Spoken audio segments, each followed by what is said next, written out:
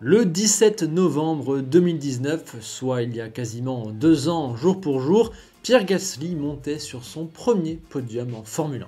A l'occasion de cet anniversaire, et alors que la Formule 1 revient sur le même circuit d'Interlagos, j'ai envie de me rappeler ce moment fort qui est un des meilleurs que j'ai vécu en tant que suiveur de Formule 1, et puis surtout, à l'époque, on n'avait pas pu en parler, car la chaîne n'existait pas.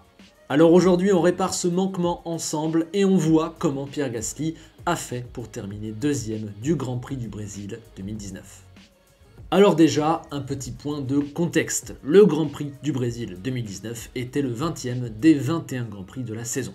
Une saison que Pirot avait commencé chez Red Bull avant de se voir rétrogradé chez Toro Rosso entre la Hongrie et la Belgique en faveur d'Alexander Albon.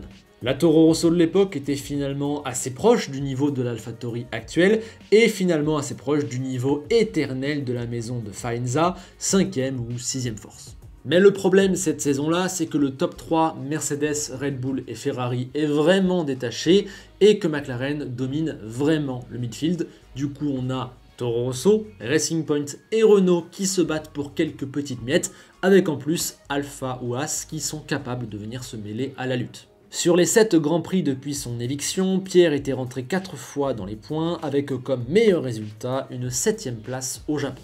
Au classement sur ces 7 courses, il domine 4, 14 à 7 et il faut rappeler qu'à l'époque, il est toujours en concurrence indirecte avec Albon, il espère toujours revenir chez Red Bull pour 2020.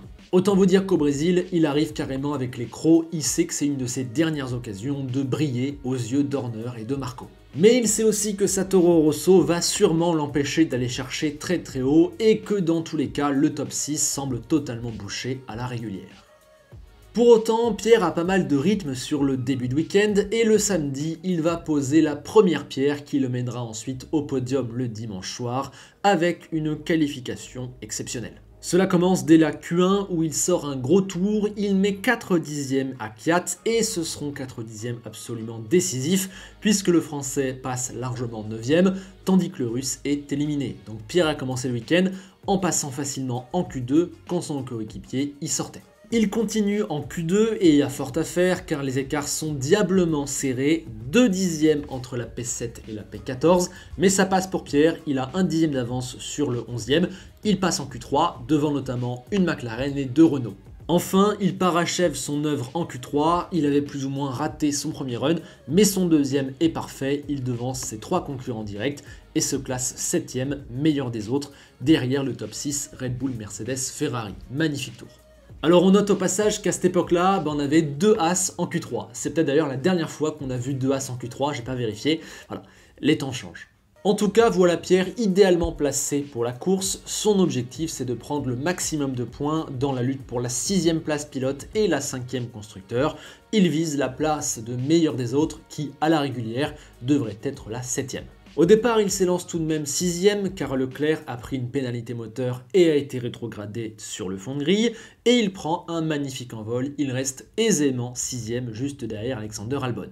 Après cet envol parfait, il va dérouler un super rythme, Leclerc va remonter et le reprendre, il passe 7ème, mais il est largement plus rapide que ses concurrents du midfield, il domine largement cette deuxième partie de tableau et à la fin de la course, il s'apprête à terminer 7ème, à marquer 6 points qui vont venir récompenser un week-end très solide, mais c'est là que les événements vont s'emballer. Ça commence au 52e des 71 tours quand le moteur de Valtteri Bottas part en fumée. Pierre gagne donc déjà une place, mais en plus Valtteri se gare à un endroit compliqué, à l'intérieur du virage 4, et ça n'a l'air de rien, mais ça nécessite l'entrée de la safety car, et cette safety car va créer les conditions d'une fin de course complètement folle.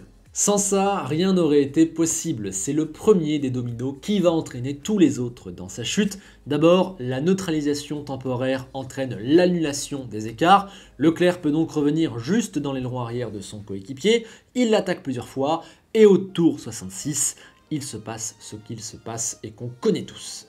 Vous vous doutez bien que je n'ai absolument pas envie de reparler de cet incident, mais il va entraîner 3 nouveaux dominos. Déjà, cela permet à Pierre de passer 4ème. Ensuite, cela entraîne une deuxième safety car. Et enfin, Hamilton rentre au stand sous la safety car pour mettre des pneus soft afin d'essayer d'aller chercher Verstappen sur la fin de course. Et il ressort 4ème derrière Albon et derrière Gasly. Celui qui a facilement été sacré sextuple champion du monde quelques courses plus tôt passe Pierre dès la relance, profitant d'un Français un peu surpris qui n'avait plus l'aspiration. Arrive ensuite un des événements les plus chauds et les plus polémiques de ces dernières années. Il attaque Albon un peu plus loin dans le tour, mais bien qu'Alex ait ouvert la porte, c'est mal calculé, il arrive de trop loin, il envoie le Thaïlandais en spin, il perd un bout d'aileron et surtout il perd du temps dans l'affaire. C'est un nouveau domino, Pierre Gasly passe de la 4e à la 2e position. Le voilà déjà à l'entrée du dernier tour et Hamilton n'arrive pas à le reprendre sur les deux immenses lignes droites du premier secteur. Ça commence à sentir bon. Pierre défend ardemment sa place mais commence à peiner sur la fin du tour tant la Mercedes est une voiture supérieure. Devant la télé, nos cœurs s'emballent, même si on se doute qu'Hamilton sera pénalisé et que donc Pierre terminera 2e quoi qu'il arrive, on pousse avec lui sur l'interminable remontée jusqu'à la ligne. La Mercedes ressort du virage 12 quasiment côte à côte, on se dit alors qu'il n'a aucune chance avec sa pauvre Toro Rosso. La caméra fait un rapide détour pour constater que Verstappen remporte sa 8e victoire en carrière, il en a d'ailleurs 11 de plus aujourd'hui, comme le temps passe. Et puis stupeur, Pierre résiste à Lewis sur la remontée vers la ligne, le Français cartonne son bouton de déploiement d'énergie et parvient à rester devant, il termine 2e sur la piste.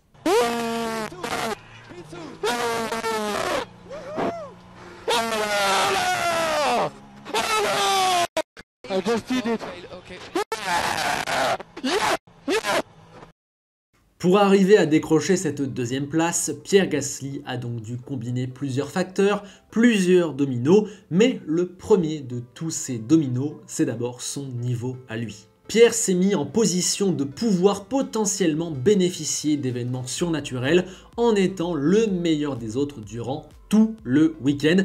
On a parlé de sa qualif, Q1, Q2, Q3, c'est parfait. Son départ, son rythme, ses relances, sa gestion sous les safety cars, ses départs, sa gestion folle du dernier tour, quand il a dû se battre les yeux dans les yeux avec un monstre sacré de la discipline, il a affiché une maîtrise et un sang-froid à couper le souffle, alors qu'il ne s'était jamais retrouvé dans pareille situation, qu'il avait vécu une saison très difficile, qu'il devait prouver et que c'était son premier podium qui était en jeu. Un seul pilote pouvait bénéficier de l'abandon de Bottas, des 2 safety cars, du crash des Ferrari et des 2 petites erreurs d'Hamilton, et ça ne pouvait être que Pierre car il a fait le meilleur week-end de tous les autres. Après l'arrivée, on assiste à une joie intense et pure pour le Français et pour les Français, car je ne sais pas comment vous l'avez vécu, mais personnellement, c'est vraiment facilement dans le top 10 de mes plus grandes émotions ressenties devant la télé, devant la Formule 1. Je me rappelle avec qui j'étais, où j'étais, ce que j'ai ressenti, comment j'étais dingue. Vraiment, un moment très fort. Au passage, je vous conseille le commentaire radio d'RMC des 2 derniers tours. Ça met les poils à chaque fois. Je pense que ce qui a provoqué cette réaction aussi forte et cette joie aussi intense, c'est 2 facteurs. D'abord le fait qu'un podium français en 2019, c'était devenu une chose à laquelle on n'avait même plus le droit de rêver. Grosjean en avait fait 10 entre 2012 et 2015, mais c'était avec une voiture qui était déjà très forte. Avant lui, il fallait remonter à Alesi 98, donc on avait eu 10 podiums français en 20 ans. C'est une rareté absolument incroyable, ça fait 1 toutes les 35 courses peut-être. Nos Français conduisaient également des petites voitures, normalement incapables de se battre pour le moindre petit podium, déjà un top 5 ça paraissait impossible, et puis surtout, on sortait de plusieurs longues années où il n'y avait pas le moindre petit podium surprise ou la petite victoire incroyable, et après ça, une vague de folie s'est lancée, il y a eu Pierre, et ça a enchaîné en 2020, la victoire de Pierre, la victoire de Pérez, le podium d'Ocon, la victoire d'Ocon, etc. J'ai l'impression que ce Grand Prix du Brésil marque le début d'une nouvelle ère où plusieurs résultats fous sont apparus. Ce qui a également rendu ce podium très spécial et très fort, c'est l'histoire personnelle de Pierre. Voilà, on l'avait suivi sa montée chez Red Bull, son éviction diablement injuste ou tout du moins pas faite dans les règles de l'art, le décès d'Antoine Hubert quelques mois avant, de qui il était très proche. Voilà, il y avait une forte émotion, son premier podium, il y avait un goût de revanche, de tristesse, de mélancolie, de joie, tout ça mélangé a créé un sentiment qui vraiment était super fort. Et puis voilà, ce qui me frappe aussi en revoyant ces images, c'est que pour moi, elles marquent le début de ce que j'appelle la folie Gasly dans son AlphaTauri. Voilà, depuis cette course-là, il est devenu un patron du midfield. Il sort des grosses perfs avec son AlphaTauri / Toro Rosso. Et bah depuis ça, il a enchaîné 2 parfaites saisons en 2020 et 2021. C'est aussi l'occasion de remarquer que depuis 2 ans, eh bien rien n'a vraiment changé pour Pierre. Il est toujours cantonné à une voiture du midfield. Il est cantonné à faire des petits exploits pour aller chercher la 5e, 6e ou 7e place. Il est toujours un de ces héros du midfield qui attend une opportunité avec une voiture capable de jouer la victoire. Enfin, la chose qui me tient pas mal à cœur quand je revois les images de cette course, c'est que la chaîne n'existait pas et qu'elle a été créée seulement 1 mois et demi après. Mine de rien, le Grand Prix du Brésil 2019 était l'avant-dernier sans des prix, était l'avant-dernier avant de faire votre connaissance, l'avant-dernier avant de me lancer dans cette aventure de dingue. Ça rappelle pas mal de souvenirs, voilà, c'était un petit peu les débuts où ça commençait à germer en moi, cette idée de la chaîne. Donc voilà, en quelque part, merci à Pierre qui a certainement contribué, et merci à vous qui avez pris le train en route. Voilà, n'hésitez pas à partager vos souvenirs de cette course. Je me suis dit que dans ce week-end brésilien, 2 ans après, quand on revient sur la piste, c'était peut-être sympa de faire un petit flashback sur ce moment-là. Voilà, et au passage, pensez toujours au like et à l'abonnement. Ça m'aide aujourd'hui comme ça m'aidait il y a 2 ans, donc merci à tous. Sur ce, je vous laisse, et comme disait toujours Enzo Ferrari, Mein Gott muss das sein! À bientôt.